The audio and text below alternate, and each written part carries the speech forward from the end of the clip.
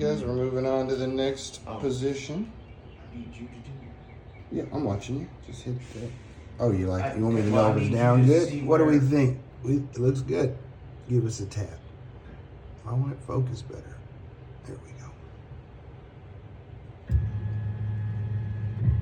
Oh, yeah. That looks nice. And that's our X. We've already set the Y and Z. And so now we're going to get the tool one in there and start cutting. Like, subscribe, check out the other videos. Thanks for being this far into this video. Let's go.